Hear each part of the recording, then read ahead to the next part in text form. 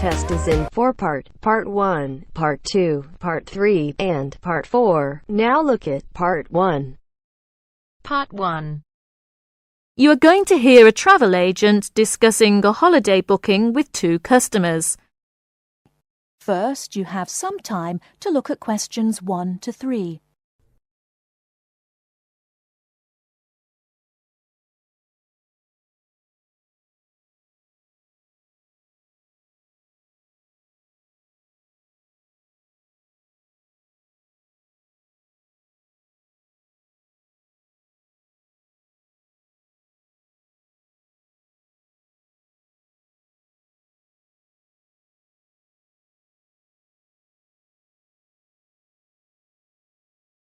Now we shall begin.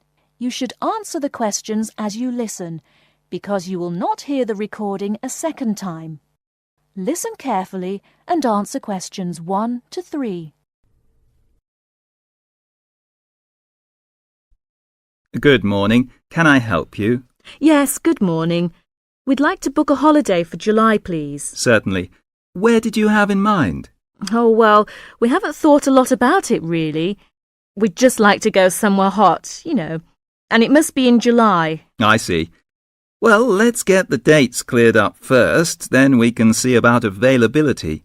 What part of July were you thinking of? Oh, well, you see, we have slightly different holidays. I've got the whole month, except for the last 5 days. So I could go from the 1st to the 26th. But my friend here doesn't start until the 7th. So I suppose it will have to be the middle 2 weeks, really. Yes, but I've got to be back before the 23rd. OK. Now, let's find a destination. Before you hear the rest of the conversation, you have some time to look at questions 4 to 10.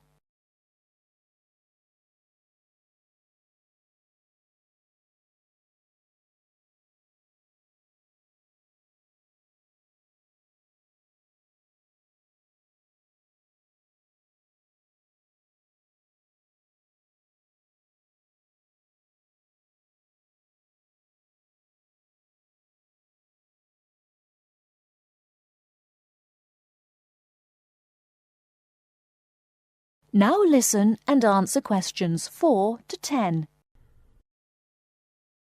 Any preferences? France? Italy? Oh, not France. We went there last year and it was absolutely packed with teenagers, making noise and getting drunk all the time. Yes, it was terrible. We definitely want somewhere quieter this year. Well, of course, it depends more on the resort rather than the country. There are resorts in every country which cater for the family or the slightly older person. They're usually a shade more expensive, though, as you might expect. Oh, well, we don't mind paying a bit more if it means more peace and quiet, do we? Definitely not. It'll be well worth it. All right, let's have a look at what we've got on the computer. July. Was it 10 or 14 nights you wanted?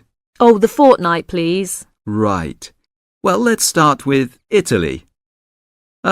We've got 14 nights, bed and breakfast in Sorrento for £345 from Manchester on the 14th.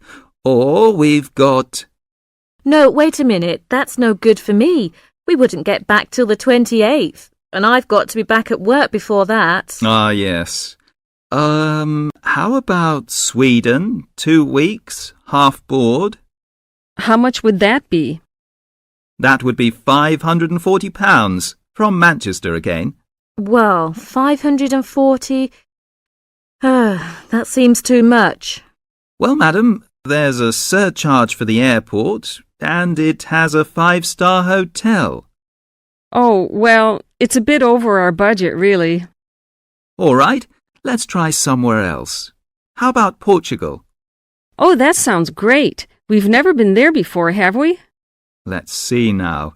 We've got 14 nights in Albufeira, half board, from Gatwick, for £385. Albufeira? Oh, wait a minute. Did you say the flight was from London? That's right, from Gatwick. Oh, well, we'd prefer a flight from the north somewhere. Manchester, perhaps, or even Glasgow. That is the end of part 1. You now have half a minute to check your answers.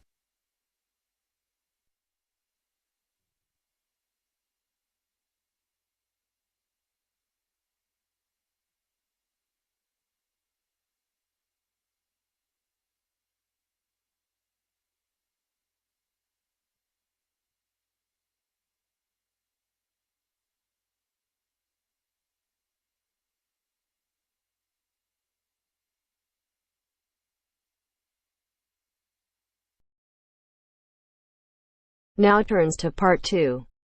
Part 2. Matthew East, a registered osteopath and a supporter of alternative techniques in healthcare. Matthew, can you tell us more about osteopathy? First, you have some time to look at questions 11 to 16.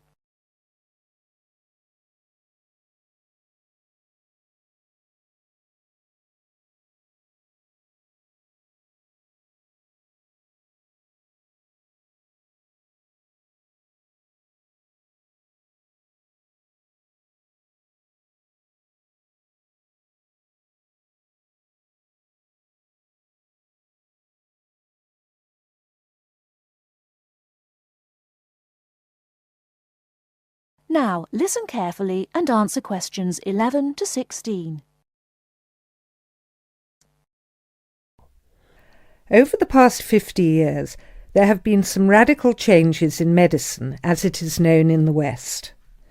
This is largely the result of vast improvements in technology, but also in the rising importance of alternative treatments. I have with me today Matthew East, a registered osteopath and a supporter of alternative techniques in healthcare. Matthew, can you tell us more about osteopathy?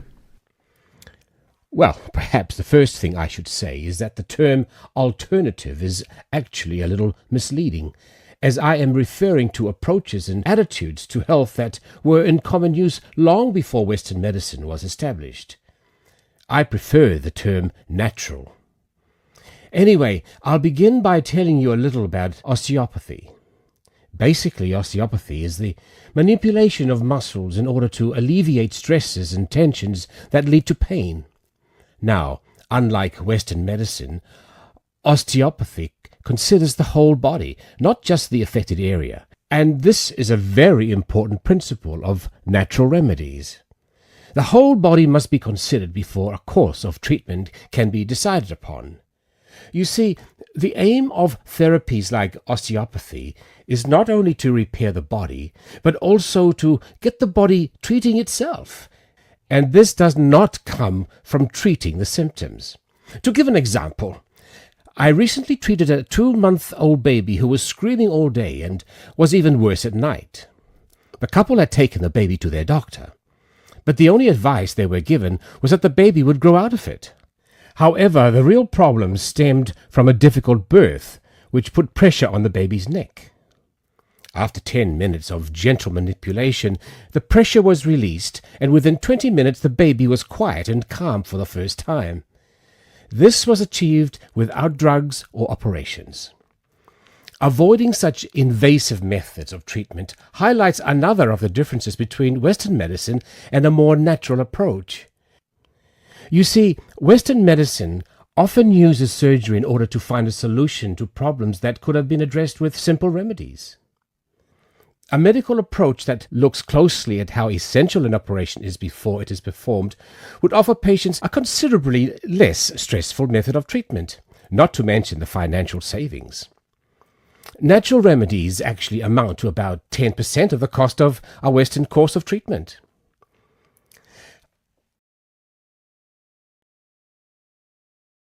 Before you hear the rest of the talk, you have some time to look at questions 17 to 20.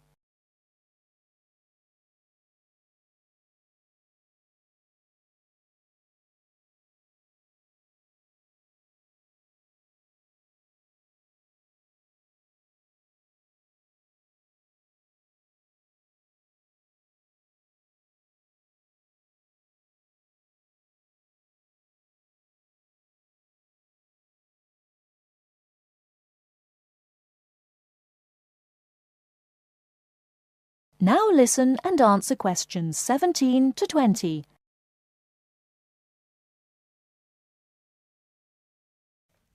I'd like to mention the subject of surgery again a little later, but I would like to say at this point that there are those that claim that the benefits of osteopathy and herbal therapies are largely psychological, that they have not undergone the clinical trials that pharmaceuticals have. To answer that, you only need to look at the example I gave earlier of the baby that stopped crying less than an hour after treatment, but was obviously far too young to react because of purely psychological factors. Another example can be seen in the successful use of acupuncture in the treatment of animals.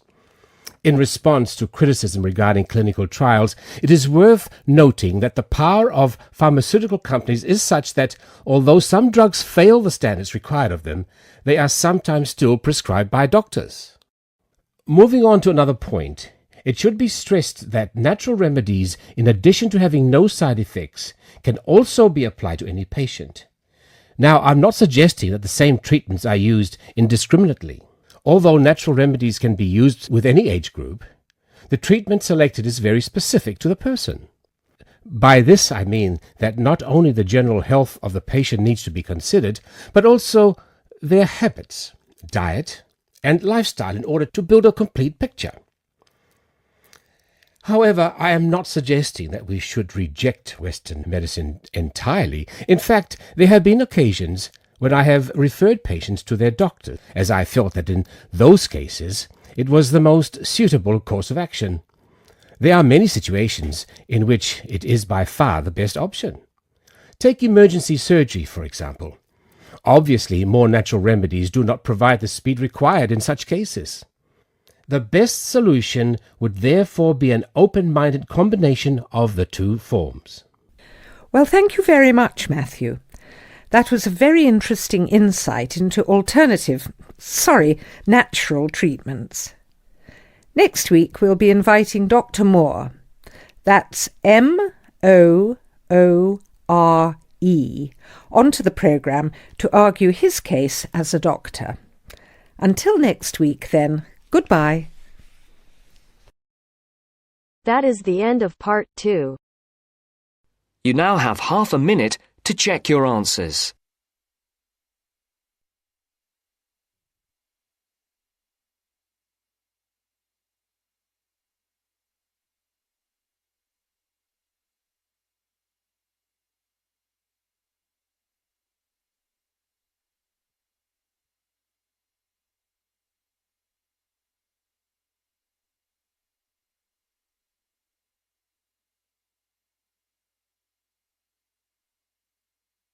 Now turns to part 3. Part 3. You will hear two business studies students discussing a presentation they'll do on an article on working effectively in groups. First, you have some time to look at questions 21 to 26.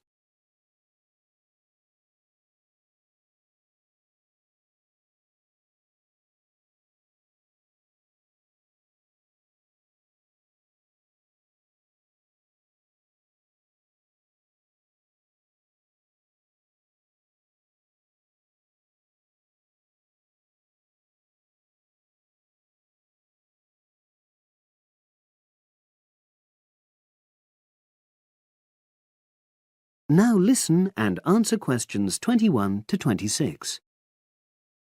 So, Brad, what did you think of the article on group work? Oh, hi, Helen. Yeah, it was pretty good, with helpful pieces of advice on how to make group work effective. I think we were lucky to be given such a straightforward text to present at the Management Skills Seminar. Yeah. Actually, shall we discuss it now? Have you got time? Sure. It's only a 10-minute presentation, so we just need to explain and then give our views on the main points raised in the article. I'll jot down some notes. Right. So, there are 3 main sections. I suggest we start with listening. Yeah, effective listening in groups, because it's not something that's frequently covered on courses in our field. No, and we should say that in the presentation. Yeah. And also effective listening's pretty simple, you know. I don't think it's hard to learn. Well, people think it's easy, but in my experience, most of us tend to be very lazy listeners. Okay, I wouldn't argue with that. Something I do think we should emphasize is the power of the listener's posture, gestures, etc., in making speakers feel respected. Not that you're just waiting for them to finish before jumping in with your own ideas. Uh-huh. Okay, right. The next section is on goal setting. Let's make sure we're clear what the article says on this. Yeah. Well, firstly, it says that all group members must be given time to explain their own goals. That's it, yeah. And then, did it say that the whole group should agree on common goals? That's a bit too strong. It's more that everyone's agendas should be equally acceptable.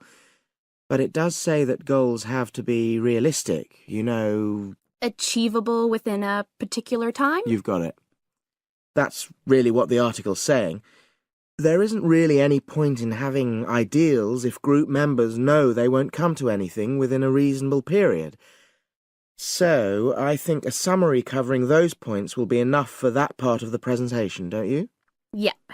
Now, the last section is about conflict resolution. Actually, I thought it was the worst part of the article. Me too. I don't think it went into sufficient detail on the issue. Actually, I thought it devoted too much space to it, but that it was all rather boring, It didn't mention some of the more radical theories. Absolutely. I found that really irritating. Right, and also I think it could have said more about conflict sometimes being healthy in groups. Absolutely. It just mentioned rather glibly about how we should avoid thinking of winners and losers, and that quick resolution of conflict is always desirable. Without explaining what these terms mean? Well, it gives quite detailed definitions, but doesn't develop a proper argument. Right. So, for the presentation, I think we just give some definitions and then explain what we felt were the weaknesses in the article's treatment of conflict resolution. Yeah, good. Now you have some time to look at questions 27 to 30.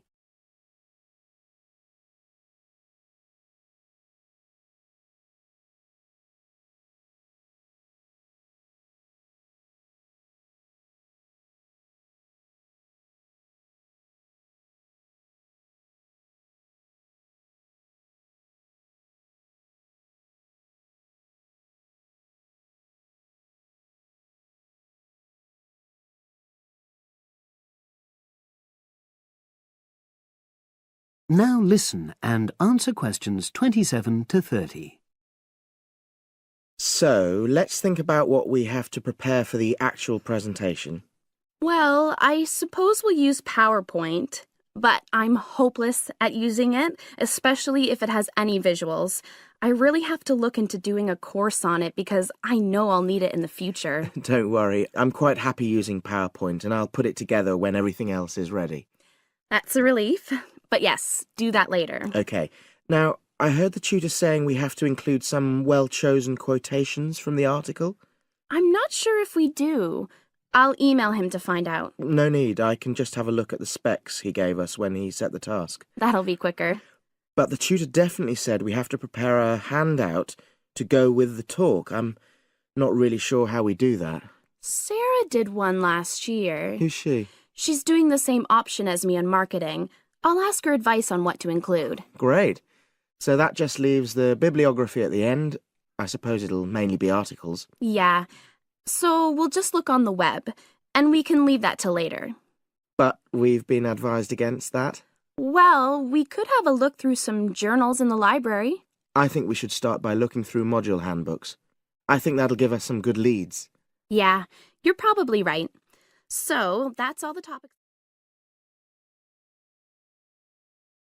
That is the end of part 3. You now have half a minute to check your answers.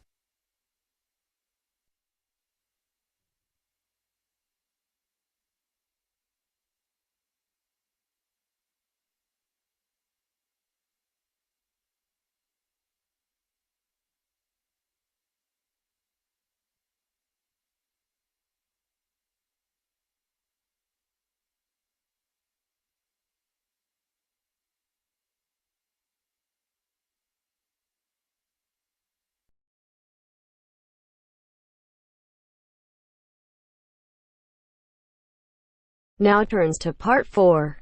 Part 4. Listen to the last part of the lecture. As you listen, complete the notes below. First, you have some time to look at questions 31 to 40.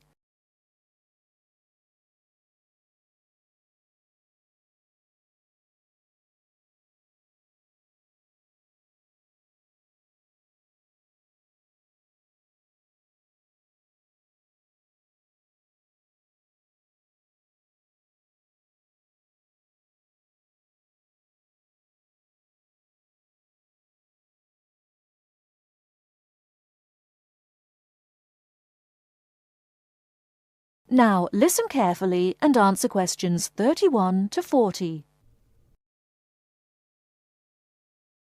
Last time I said that a lot of Irish people left the country and went to England, America and many other foreign countries. Today I'd like to talk about the emigration. The effects of immigration were not all bad. The immigrants experienced a lot of hardship in their new countries. There is a famous story about a park in Shanghai where Chinese and dogs were not allowed. Well, in England, until into the 1950s, signs for jobs sometimes read, "Irish need not apply." The immigrants often experienced discrimination, but they formed many organisations to look after their fellow immigrants. Many of these organisations later became very important. In America, the Irish chose politics as the way forward, and significant cities were controlled by Irish politicians. This movement reached its peak with the election of John F. Kennedy in 1960. His grandparents came from Ireland, and his election had a significant impact in Ireland, helping the process of recovery of self-confidence, which we have today.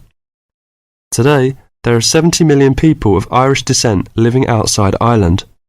In America alone, there are 40 million people, and 10 million of these people have a 100% Irish background. They carried the culture of their home country with them and adapted it to their new home. They made changes which would be unthinkable in the home country, and we often laughed at the Yankees' Irishness. In fact, any immigrant who came back to live in Ireland, often after many years, found it very difficult to fit into Irish society again. They had been changed by the experience. These immigrants have always had an interest in the old country. The American letter was a letter containing dollars sent back to one's family. More recently, President Clinton has been very influential in bringing peace to the north of Ireland. Riverdance itself was the idea of a dancer who was American, who applied American methods to traditional dancing, and the fusion was immediately popular. Modern Ireland has been able to use the disaster of the last century to learn modern marketing techniques and apply them, without at the same time losing what is distinctive about itself. Riverdance is a demonstration of that distinctiveness. That is the end of Part 4. You now have half a minute to check your answers.